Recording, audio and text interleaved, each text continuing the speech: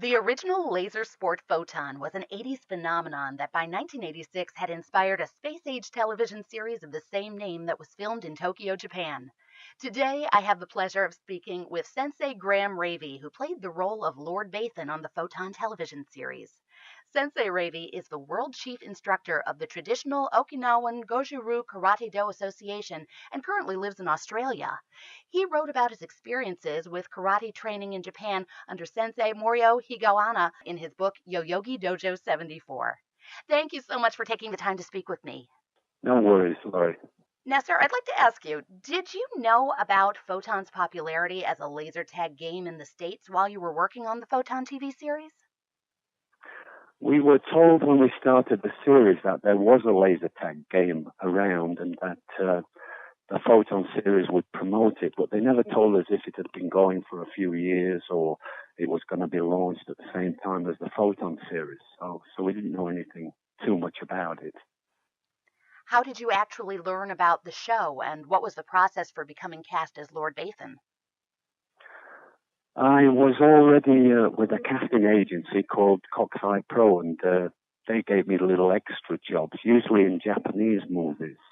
They always needed a GI soldier or something like that. And with me learning karate, I always had a sports cut, a very short cut on my head. So I made an excellent GI soldier. But they were just extra jobs, just walk on, hardly ever had to speak a line. So when this job came up, my manager said, how'd you like to be a cybernetic wizard in space? There's a joint production between America and Japan going off, and it's a kids program, and he told me about the laser tag game. And I said, yeah, sure. So I went along to the audition, and I felt quite confident that I got it. And when I got home that night, my agent rang and said, look, you've got to go back for another audition. He said, a producer seems to like you, the Japanese producer, but the American director, which was not Jim Carrington at that point, they first started with somebody else. He's not so sure about you. He doesn't like you so much as the Japanese. So I went back a couple of days later. The same people were in the room for the first audition, and they asked me more or less the same questions. And the American guy said, I'm sorry we brought you back. There was some sort of misunderstanding. And he asked me the same questions and asked me to do a little bit of karate. And the next day, my agent rang and said, you got the job. So I don't know what the confusion was, but I had to have two auditions. That's very interesting. So this wasn't your first acting, but it was one of the early opportunities where you really got to showcase your acting? It was, yeah. It was the first time we got on stage and had some dialogue to say. What were some of your acting experiences before and since? Since I've done nothing, but I will say that after doing Photon and getting quite a lot of confidence through doing that, even though I wore a mask, my manager gave me another interview to go for, which was for a Japanese soap that was going to be on TV every week, and it was called School Wars, and they were casting me as a rugby coach. So I had to go into this stadium and say a few words in Japanese, and that's all I had to do, just a one-off. So I went in and I did it with all the confidence I'd got from doing Photon for 8 months. And then that night he rang me and he said, the director likes you very much and he's thinking about writing you into the story. So it would be a continuous thing that I would be in this soap. And unfortunately, I was leaving to go back to Australia to start my life as a martial arts teacher.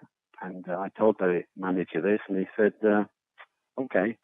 And I've later since found out that this soap went on for 10 years. It became a little bit of a cult in Japan called School Wars. So I miss my claim to fame to be an actor, I think. But really, all I wanted to be in life was a martial artist. So I'm sure I chose the right path. So things worked out, but that's interesting.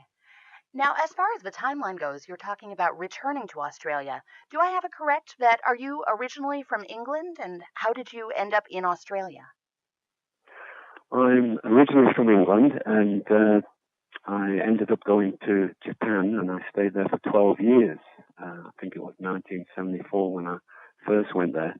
And I met a lady who was Australian, and cut a long story short, we got married, and I became an Australian citizen. But then later we separated, and I ended up back in Japan. So that's how I got the Australian connection. And of course, I'm now living in Australia. So was Photon filmed during your second time over in Japan? I've been going back to Japan forward and back for over 12 years. We could only get a visa that lasted a year in those days, a sports visa. So every year I had to leave the country, either go back to England for a month or go to Korea or somewhere close just to change the visa so that I could come back for another year. So over 12 years from 74, I was going forth and coming back. Ah, I see. Well, sir, let me ask you, what do you remember about your time on the Photon set? Do you have any stories? It was pretty much uneventful in the way that we got there early in the morning. They wanted us all there early in the morning, even if you didn't go on the set till afternoon. Get your makeup on, get your costume on, and sit around until it's your time. And then we left about 5 o'clock in the afternoon. A lot of us had an extra job, which was always in the evening, working in bars. I think Loretta was a singer, stroke dancer. Mandar, Dave, he worked as a barman, and I was a doorman in a classy joint in Ginza. So we would then go to those jobs. Maybe 12 o'clock at night, 1 o'clock in the morning, we'd finish those, go home, get a bit of sleep, and back at the set in the morning. So it was quite an eventful. We were asleep when we weren't acting. We were sleeping at the side of the blue screen. I do have one story maybe, and that was that when Jim Carrington took over as the American director, he took one look at us and said over the phone, I heard him one day as I walked to his office. The Japanese walls are very thin. He was on the phone to maybe his manager over in his friend or manager over in America, and I overheard him say that, look, we've got to stop, we've got to delay the shooting for maybe a month, he says, because these guys don't even know how to walk and talk. I've got to give them some acting lessons. And I guess he was right, because I'd never really acted before. Mandar Deva, I believe he'd probably taken a couple of acting lessons, but he was very young and he hadn't etched his acting career yet. Loretta was a dancer, singer, so none of us really did know how to walk and talk. So for the first month, we had these intense acting lessons just about every day, and I'm fairly sure we all benefited from them. And also, Tivia, Loretta had to play the part of a ninja lady, so she'd never done any martial arts before. So they asked me in the evening time, probably twice or 3 times a week for the next month, if I could give her some karate lessons, teach her how to kick and punch. So we did that, and I think after a month we all came out with a little bit more confidence to carry on with the shooting. That's very interesting. So it sounds like you had some unique acting lessons. Do you remember what any of those lessons consisted of?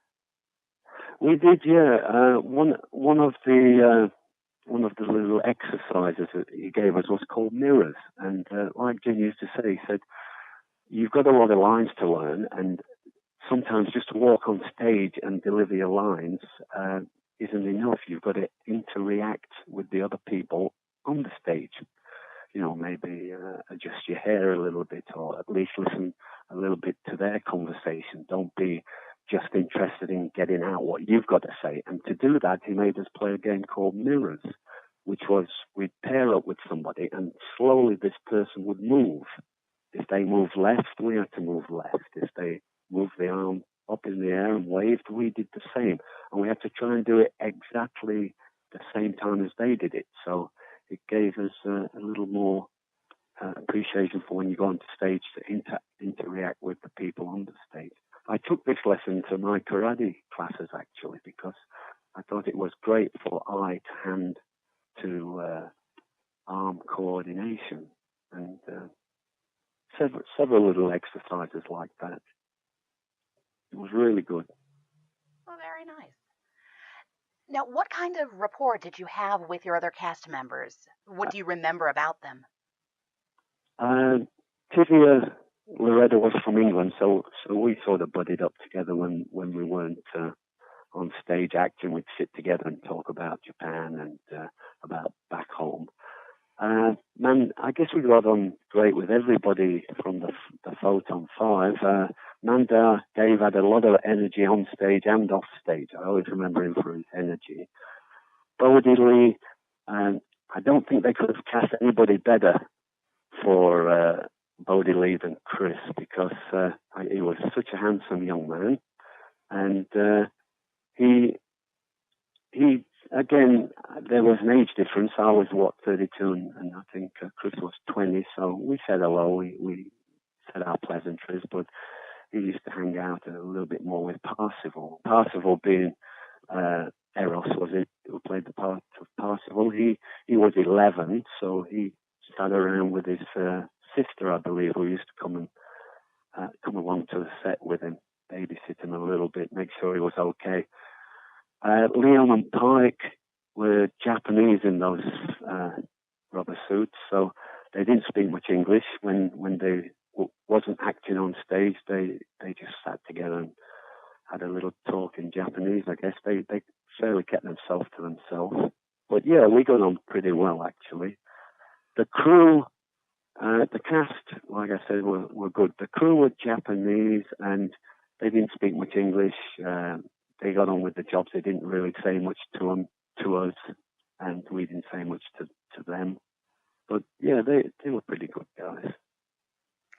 Now, you played the role of Lord Baethan, the cyborg, so you had a costume that covered you head to toe. What do you remember about your costume? Do you remember anything about how it was crafted? Oh, remember that costume? I have nightmares about that costume still. It was hot. I mean, it was hot anyway, being on the blue screen, but being inside those foam suits was very hot. They were made out of very thick foam, and I think they were hand carved. You know, it's quite easy to cut foam with a hot kind of metal blade. So I think because there were only one costume of each character, they would have been handcrafted and then sprayed, in my case, silver. Very hot, very bulky. The boots came right up to your knees and over, and it was very hard to run in them. If you ever saw me and Leon running on stage, we looked a little bit strange, but it was the boots. It was so hard to run in those boots. I remember the mouthpiece too on the Baethan suit, because I had to work it with my chin. It would gradually become the spring that shut the lips together would gradually become loose, and you'd probably see in some of the episodes Baethan with his lips apart by probably 5 centimeters, and then I'd complain and they'd fix the spring, and then it was tight again, but gradually it'd get loose as I said the dialogue through it, as I mouthed the dialogue. So yeah, I remember the suit very well. It also couldn't be washed. You know, the rubber suits, like Tivia's suits, Mandar, Parsifal, Bodie Lee, they could all be washed every week. But because ours were made of foam, very thick foam, they just couldn't wash them. So you can imagine, after being in that suit for 8 months, it was supposed to be 6, but we got delayed with the acting lessons, etc. And at the end of 8 months, it was terrible. I would get into that suit, having showered that morning, and it would be full of salt. I'm a very bad sweat. I sweat thinking about sweating. I was one of the worst sweaters on set, and I would get into that suit and come out scratching and really itchy from all the salt that had been in there for months. It was pretty bad. Oh no, sounds like quite the challenge. It was. I thought, well, I'm doing this for the money. I just kept thinking about the money when I got into that suit by the end. Well, on the flip side of that experience, what would you say was the best part of the Photon experience for you? The best part, I would say, was the acting lessons. I think we all came out of there learning something, being a little bit more courageous on set, um, just being more confident in what we did. And as Jim said, he always reminded us. He said, these acting lessons cost a lot of money in America. You're getting them for free by the time you've done this. And they were intense, although we only did it for probably a month. It was every day, and he had us really working hard on these exercises, and whatever he threw at us, we eagerly tried to please him with it. So yeah, I'd say the acting lessons. Now, I understand you've seen some of the episodes more recently now. Do you have a favorite episode? I have a few actually, and for different reasons. The first one I'd say is Deadly Thorns, because in this, Loretta, Tivia, gets to be unmasked, I think, for the first time in Deadly Thorns. And I always remember at the beginning of the show, we used to sit and complain. Before it unfolded to Deadly Thorns, she thought probably she was going to wear that mask all the way through the series. So we used to complain, we're never going to get our face shown in this movie. Nobody will know it's really us. So I'm really glad for her, because she was a beautiful lady, and I'm glad that she got the mask taken off in a few of the episodes.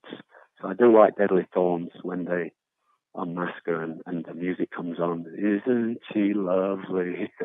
I really think that was nice for her. The second one I'd say is, of course, Rebel of Cyborgs, because I got to realize that Baethan came from the dark side to the light side. I didn't know much about my character until it sort of unfolded, and that it was made by a computer. Was it MX16 or 18?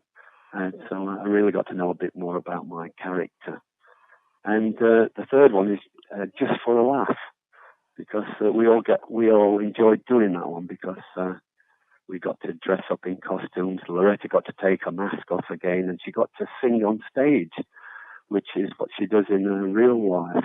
And you got to see Baethan in a dress acting as a woman, which I bet no cyborg's ever done that before. How did you feel about doing that? I didn't mind. I thought it was a good. I'd just do it for the laugh.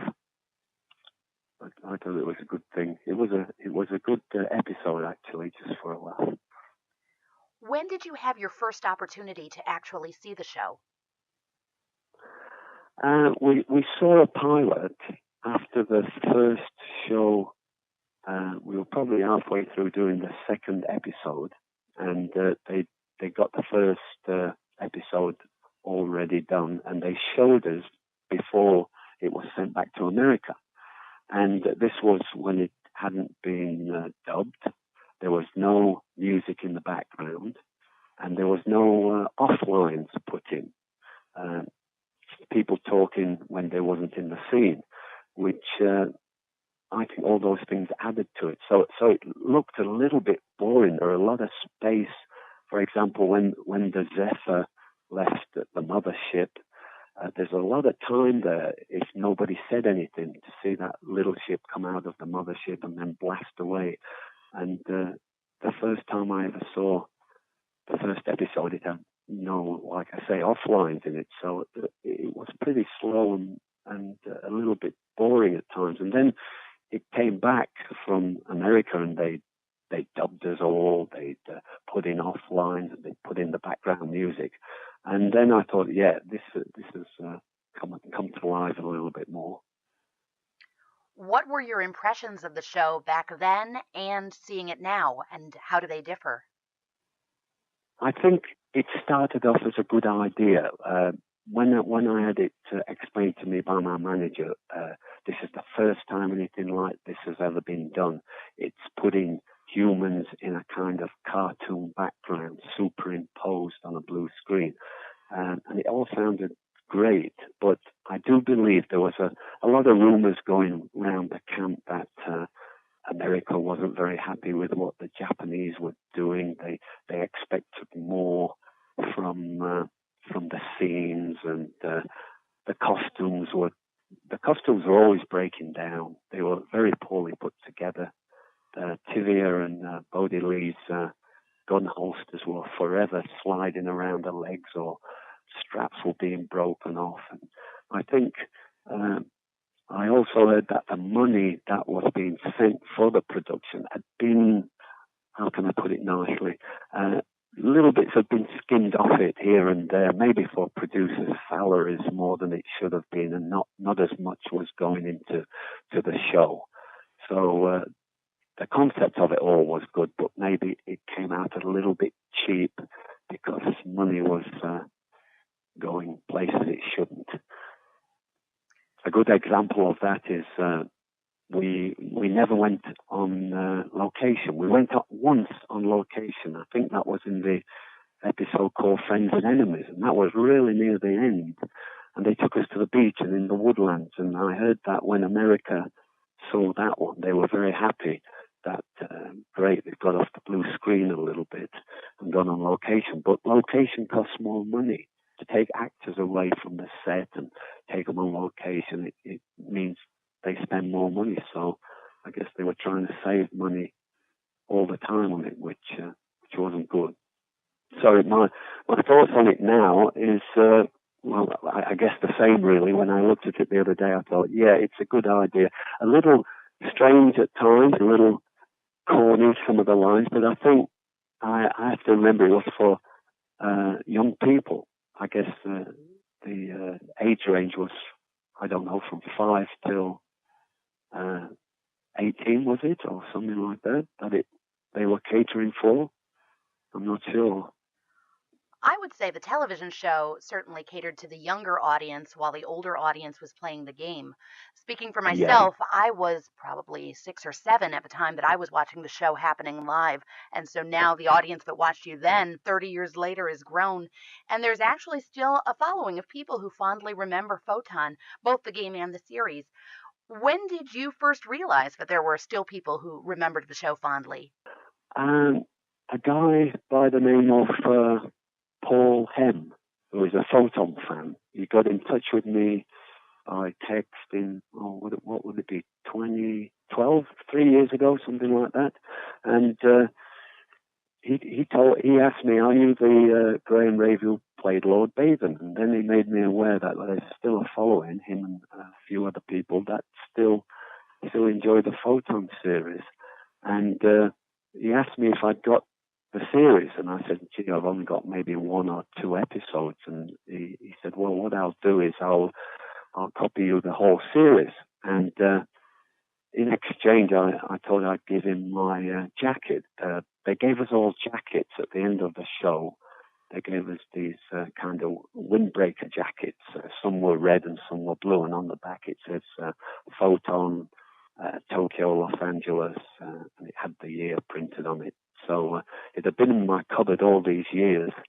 I'd only put it on twice. It was a shocking red. I wish I had the blue jacket, but for some reason the big jacket got done in red. So I sent that off to Paul, and he was very happy with that. He's got some Photon memorabilia, and he said, I'll put that in the pride of place. And he gave me the whole series, which was nice to have after all these years. Well, very nice, and what a lovely souvenir. Yeah. Did you realize that there was almost a Lord Baethan action figure, and that there were other licensed merchandise items related to the characters? And what do you think about that? They did tell us that in the early stages too. They said this is we're gonna hit America by storm. There's gonna be action figures and Photon memorabilia put out there, and it's going to be a big thing. And gee, I wish they did. I'd have bought 2, one to play with and one to keep in the box forever. They never got to the public then. They never got that far. What a shame. A couple of the figures did make it to the stores. A few, it seems like there's some question as far as how many were produced. And then there were some that never quite made it, but there are a few prototypes that are floating around. Really? So there are some out there. Yes, I personally own a prototype of the Parzival figure and the Tibia figure. Unfortunately, I've not come across yet the Baethan figure. Really? Oh dear. Couldn't have been too many then. No, I believe that's one of the ones considered not produced. Yeah, and the guy you said Lord Baethan was named after, loosely, was his name Lord Baethan or Lord or Baethan or? Indeed, his name was actually Baethan, and I It believe was. I believe as a nickname, he may have gone by Lord Baethan. I believe that he was an employee in the Dallas Photon Center, the first one to open. But yes, Yeah. actually named Baethan and bearing some slight resemblance to the character creation. Now, what would you say was your best experience and also your most difficult experience on the set? Because I studied martial arts, I guess I always liked it when Baethan had to do some action, and I could put a little bit of my martial art, even though it was a clumsy suit, I could put a bit of my martial arts to action. So I always enjoyed the fight scenes, but again, maybe as being a good experience, it was also a bad experience because you sweat like hell in those suits. And I always remember being in it one day, and I was fighting with Destructor. Now, the guy who got in Destructor's costume was also the guy who got in Leon. So when he wasn't playing Leon, he would jump into the Destructor suit. And he also was a bit of a martial artist. So we were doing this fight scene, and for some reason the producer didn't like it, and he told us to do it again and again and again. And by about the fifth take, we never got to take the helmets off. Usually after a take, they'd let us take the helmet off, but I think he was in a hurry this day. He wanted to get it finished, and we never got to take the helmets off. So it was getting really hot in there, and I remember feeling a little bit dizzy by the fourth or fifth take. And as we started the fifth take, I think it was, Destructor suddenly keeled over. He fainted from the heat in the suit. So I was happy in a way because I could take my helmet off and get a breather before it was me that keeled over. So I'd say the fight scenes were the nicest memory, but also could be the worst memory too. Now, you just said something very interesting about Leon and Destructor being played by the same actor. So we would never see them in the same scene, I take it? The guy would. There were two or three Japanese guys. Pike also, the guy who played Pike, would jump into another costume when Pike wasn't in the scene. So if Leon was in the scene, somebody else would get into the Destructor suit. Because you never saw the faces, they could do this quite easily. So this particular time, the guy who played Leon had jumped into Destructor's suit. So with the costumes where you didn't see the face, it could have been any of the actors who were just available at the moment? That's right, yeah. Very interesting.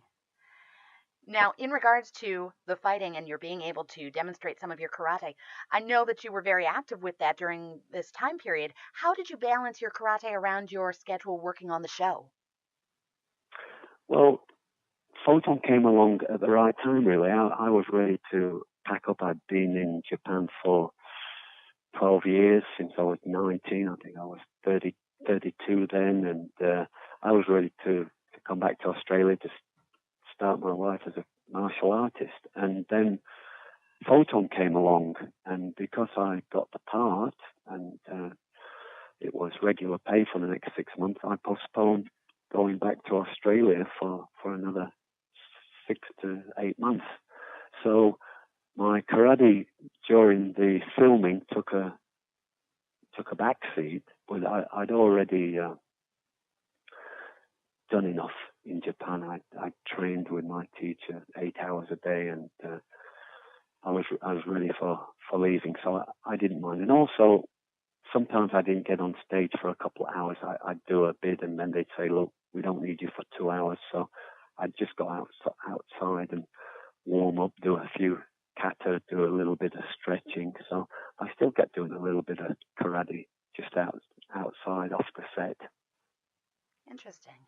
And I know that that was an enormous part of your life. Could you share a bit about how it was part of your life at the time and how it's part of your life now? Obviously, for some reason, since my first karate lesson at 14, I just had my life mapped out to be this karate teacher. I came home and told my mother. She thought, oh, he'd enjoyed his first lesson and he's just feeling very happy about it. But eventually she cried and I went to Japan and I said, look, I told you from being 14 what I was going to do. And I was just fanatical. I was training 8 hours a day. I got to Japan. I had no friends. I was at that dojo 7 days a week, 8 hours a day in the beginning until I got a little sort of life. But very fanatical, and I still am, but I'm getting older. I find I can't do the things that I could do then, but I still got an active role in it. I still take a dojo. I teach. My black belts teach at the dojos, and I once a week have the black belts up to my house, and I teach the black belts how to teach. So I've still got my hand in there. And you currently act as World Chief Instructor regarding the traditional Okinawan Goju-Ryu Karate-Do Association? That's right, yeah. I'm the Chief Instructor. I did belong to the IOGKF, which is the Moreo Higuana. He was my teacher in Japan. And then he went to America and became very big. And I thought the organization was getting very, very big and money-orientated. And I always remember one old karate master reading what he said about martial arts. And he says, I have no money problems because I have no money. And I think what he was saying is I know in the world today we need to make a little bit of money, but you don't have to get your needs and wants mixed up. We need a car, we all want a Porsche. And so some people just chase the dollar. And in the martial arts, they'll just let anybody into the organization. They'll give black belts out very quickly. And I was against that. So I started my own organization. It's not very big, but the guys who are in it are good guys. And I think if you go about it not looking at the money through martial arts, you can find spiritualism and the things that money can't buy. It's very interesting to learn about how the association came about. Could you describe how it's active in different parts of the world? We are small. I don't ask people for money. A lot of people have tried to join. I will say this from the third world countries, and all I ask is that they send me a video of what they can do, a few kata and a few moves. And when it comes to sending the video, they always back away. So we're not very big through the world, but I've had a lot of people try to join us. We have a dojo in Chile. There's a Sensei George in Chile, and in England, I was home in England for 5 years. About 3 years ago, so I started the branch over there, but nobody's continued it since. So I think the English one's closed down now. We had a guy in Senegal in Africa, and he's now gone to France. So that would be the same dojo. The man in France who is teaching for me was from Senegal. So at the moment we don't have too many members. It's more active in Australia, Perth. Perth is our biggest dojo. Ah, I see. And what other things do you enjoy doing? Where has your life taken you? Well, since I came back here, I became a martial artist. I also, as I've got older, took the harmonica. And at first I started playing the harmonica just for breathing exercise, because the harmonica is very good for using your diaphragm. And in martial arts, we have to use our diaphragm for breathing very much. So I looked at the harmonica and I thought, this is a good tool for learning karate, to learn to breathe in the diaphragm. So in the beginning, I thought, I don't care if I never learn to play a tune on it. I'll just use it to blow in and out for my diaphragm. And over the years, as I got more comfortable with the breathing, I got play it as a musical instrument. And eventually, if I say so myself, became pretty good. I played with a local band, and I do enjoy playing the harmonica. I also started making robots. Have you ever heard of techno art? Techno art basically means man's technological bits and pieces that he throws, discards at the rubbish dump, that we get hold of and look at it and lateral think, put it in another area of environment. So bits from cars, bits from old washing machines, anything that's metal, cogs, gears. I take them and I make robots out of them. I did read an article about Ravey's recycled robots. They seem like a lot of fun. What is your favorite project in that realm? Well, if you Google Ravey's recycled robots, you'll be able to see the sort of robots that I make. I've been making robots now for a long time, and since I left Japan, I haven't sold one. Every time I make one, it takes me so long, and I put so much time into it, and I paint them. I don't want to sell them, so I've got all these robots around my house. Eventually, I'd like to make a museum, and I can keep my robots, and people can come and bring the kids, because I think, doesn't matter how old you are, robots always make people think of sci-fi, and that's the future. And whether you're 20, 30 years old or 5 years old, you'd all like to see a robot. And with me using pieces that are discarded, some of these pieces that I find at the junkyard are 20 years old already. So in time, the bits that I've used on these robots will become antique. And I can see in the future, people saying, oh, I know what that is. I know what that's made out of. Looking at the robots and remembering, going a little trip down memory lane, remembering the bits that they see in the robots. I think that's fantastic. Only over time that will they become more important, I think. That's wonderful, and I think that's a lot of fun. Now, out of curiosity, did playing a cyborg robot-like character influence any of your interest in robots, or might it have worked the other way around with robots making your character a little more interesting to you?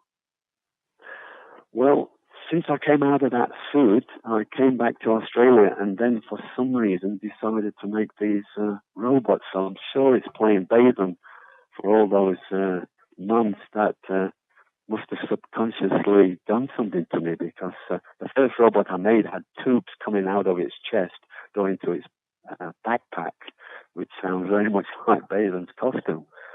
And yes, I'm sure it did for some strange reason. It only occurred to me a few years ago when I was looking at a picture of me in the Baethan costume. I thought, of course, that's why I started making these robots. It must have been because I played this guy for 8 months. Oh my goodness, that's wonderful. Yeah, it was that way around. Excellent. Now, you wrote a book called Yoyogi Dojo 74, which, by the way, I have read and enjoyed greatly. I'd like to know, thank you. Maybe you could share with others a bit about what is the book about and how did you come to write it? It's about little adventures or little interesting stories that I thought was interesting. When I came back to England and went on seminars, taught seminars, I talked to the karate guys after the classes, and I told them the little stories that happened to me in Japan. And they'd say, gee, that's interesting. And over the years, they'd say, why don't you write a book about these stories? And I'd say, yeah, I'll write a book one day. I'll get somebody to write it for me because I can't write it. And then one day I was giving a seminar in Perth, and I was talking to Sensei Terry Lyons, and he said, you could write this book. He says, your stories are very interesting, and all you've got to do is attack it a little bit at a time. He said, just write one story on a piece of paper. He said, I'm going to work now. I'm going to leave you with a piece of paper and a biro, and you're going to write your first story by the time I come back. And he was gone for 5 hours, and I just thought of one story, and I wrote it all down. And he says, that's great. He says, just go home when you leave here and don't give yourself a time limit, but just keep writing these stories. And I did. And I came up with about 40 little interesting stories. And so it was Terry that got me motivated to do it, and all the students over the years who said, you should write a book, you should put these in a book. It's an easy book to read. I'm sure you found that you can get through it in 5 or 6 hours. There's not too many big words in it because I don't know too many. And a lot of people say, gee, I like your book. Once I picked it up, I couldn't put it down until I'd finished it. So I hope to keep selling them and that people come back with good feedback like that. Well, I really did enjoy the book, and I just want you to know that it actually was very inspirational to me in starting out in a martial arts training program on my own. And I appreciate very much having the opportunity to get some insight into your stories. You're welcome, and I'm so glad that you started your martial arts, because I think for anybody it's a good thing to do. It's got all the exercise in there. It's got the aerobic exercise. It's got the stretching. It's got the fast twitch muscle fiber exercise, which a lot of sports don't have. We move very quickly, and we all have fast twitch muscle fiber, which never gets exercised in a lot of sports. So I'm very glad to hear that you started, Laurie. Well, I thank you for the inspiration on that. And also, I think that there was a touch of that inspiration in Photon. And turning back to that, nearly 30 years now have passed since the show was filmed. Have you had any contact over the years with any of your fellow Photon cast members? David Mandar, he contacted me probably a couple of years ago by text and by email, and just said, how are you going, buddy? And we exchanged a few emails. He sent me a couple of photos of what he's doing now, and that was all. I've never got in touch with Loretta. It was good to see that you'd interviewed her, and I did listen to her interview, and it brought back memories. And both David and Loretta wanted to make sure that I pass along their best wishes, and they think of you often. Yes, please give my best wishes to them if you see them. Most certainly. Now, I have mentioned to you that there was recently a 30th anniversary event that was held in the United States in Maryland to celebrate Photon, both the game and the show. What do you think about the fact that such an event took place? I'm, as the British say, gobsmacked that people are still getting together and that people did enjoy what we did, because maybe we wasn't the best actors, not maybe, but for sure. But we did it as best we could. It was very, very hot on those blue screens, and it was very hard to act. Even for professional actors, they say that blue screen acting, because you've got nothing to relate to. There was absolutely nothing on that thing but blue. And I'm just so happy that people do appreciate what we did and enjoy it, even if it's just 100 people, because we heard that when the show got to America, a lot of states wouldn't show it because they said it was too violent for children. I don't know if you heard that, but we heard that. So I thought it had flopped and no more would be heard of it. But to know that 30 years later, people are still getting together to play laser tag, which looks a very interesting game. I do envy you guys over there for having this laser tag, because I think if it's done properly, it's a good exercise for you guys who are 32 now to still run around. And if you did it like Brody Lee, all the rolling and jumping, it'd be pretty good for the heart.